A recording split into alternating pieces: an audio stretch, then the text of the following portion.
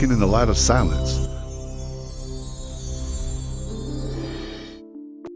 When compassion answers hatred on the path of peace right now, an incredible spiritual event is unfolding across America. A group of Buddhist monks, accompanied by a dog named Aloka, are on a 3,700-kilometer pilgrimage.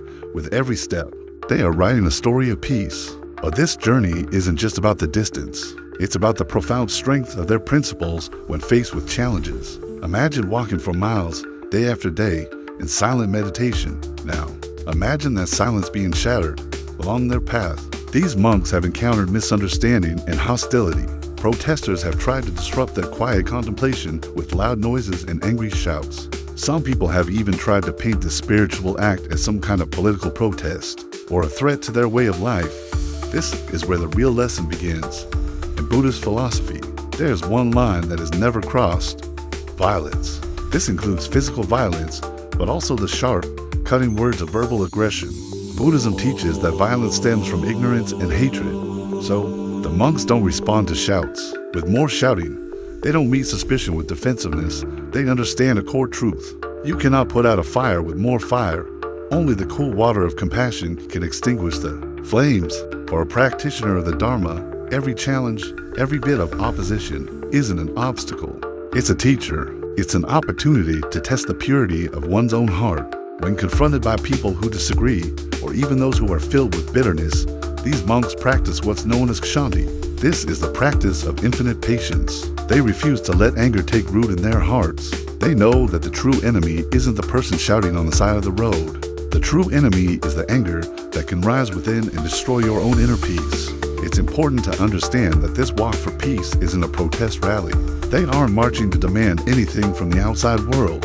Instead, they are bringing their inner peace out into the public space. They are showing, not just telling, how human beings can interact with one another with gentleness, with respect, and with a deep honor for all life. The teachings of Buddhism remind us that every harsh word we speak is a poison we swallow ourselves before it ever reaches someone else. So, the silence of these monks in the face of provocation is not weakness. It's a powerful statement. It's a living example that we always have a choice. We can choose not to be pulled into the whirlpool of hatred. We can choose a different response. There's a beautiful metaphor in Buddhism to be like the earth. The earth remains steady and nurturing. Whether it is being honored with flowers or trampled underfoot, it doesn't react. It simply is. This is the noble example the monks are living out. And then there's Aloka, the dog walking with them, a former stray. He now walks as a beloved companion on this incredible journey. You can even see a heart-shaped mark on his brow.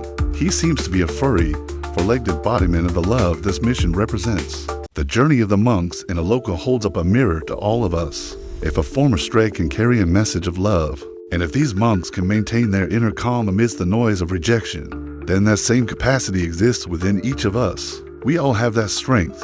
So, how can we support their journey? The best way is not just by watching from afar, it's by bringing their message into our own lives. We can support them by choosing peace in our own environments, in our homes, and in our communities. We can stop using our words as weapons on social media and in our daily conversations. We can start to see people who are different from us not as enemies, but as fellow travelers on this journey of life, all of us searching for the same thing, happiness. Let their silence speak louder than all the noise. Let their compassion begin to mend the divisions in our world. Let us all find that peace within ourselves and share it with others. May all beings be happy. Thank you for watching. If this message resonates with you, please consider sharing it and subscribing for more inspiration. Be polite in your speech, wherever you are. Cultivate shame in all evil deeds and fear the consequences of those evil deeds. That is the Dharma that protects the world. Be polite in upholding morality.